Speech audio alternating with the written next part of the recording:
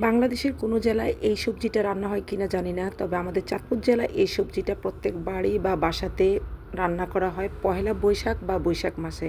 তো আমরাও রান্না করেছিলাম পয়লা বৈশাখে। দেখো দেখো, না লাগবে লাগবে, আবার ফোড়ন দিন তো, দাও। ওকে ওকে ওকে, সবজি রান্না হচ্ছে, দুই বউ মিলে রান্না করছে। তো আমি তো ব্লগ সবজি রান্না করছিল আমার সেজুজা, তো বলছিল যে ভাবি আপনি তো ভিডিও করবেন, আমি রান্না করি, কোনো সমস্যা নেই।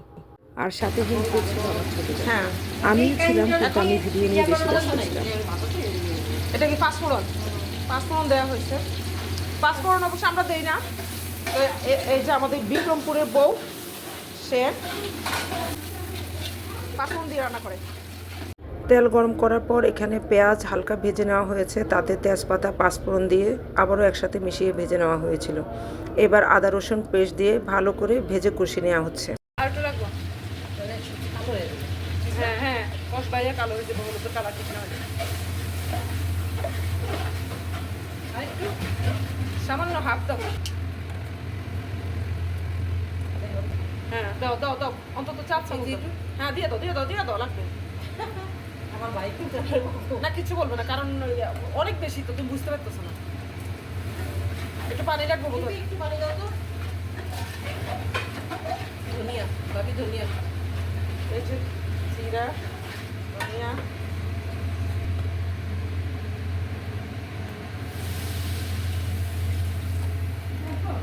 না না না,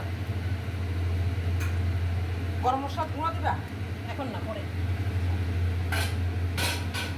এটা কি দিচ্ছ? ধনিয়া। ধনিয়া বেশি দিলে তরকারি কালো হয়ে যাবে। জিরাটা, ধনিয়াটা একটু দিয়ে দাও, এনে কম দিচ্ছি ভাবি, আর একটু দাও, এনে কালো হয়ে যাবে, একটু কালো হবে না।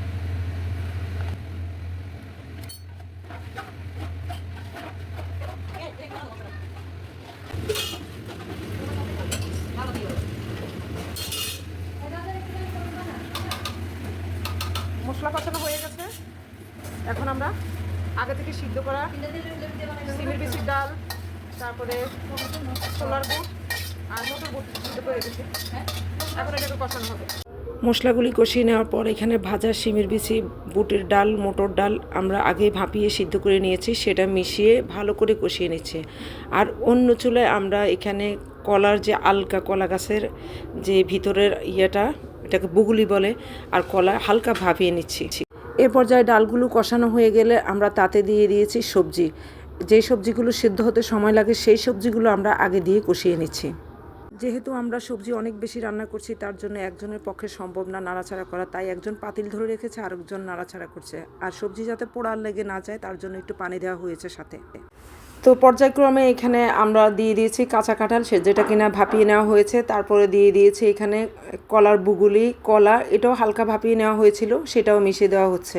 কারণ এখানে অনেক বেশি সবজি, খুব বেশি নাড়াচাড়া করা যাবে না, অনেকক্ষণ সেদ্ধ করা যাবে না, না হলে কিন্তু সবজিগুলো একদম ভর্তা ভর্তা হয়ে যাবে।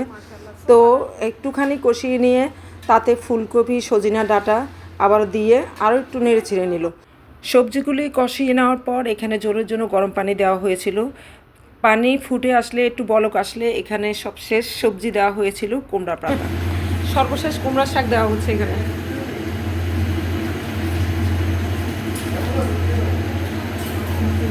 সবশেষে কুমড়ার শাক দেওয়া হয়েছে, কারণ শাক সিদ্ধ হতে বেশি সময় লাগে না, আর শাকের কালারটাও সবুজ থাকবে। এটা ভাজা জিরার গুঁড়া, আমার যা বলে জিরা ফাঁকি, জিরা ফাঁকি। সবজির বাগারের জন্য ঘি আর তেল দেওয়া হচ্ছে। সবজির বাগারের জন্য তেল আর ঘি গরম করে নেওয়া হয়েছিল।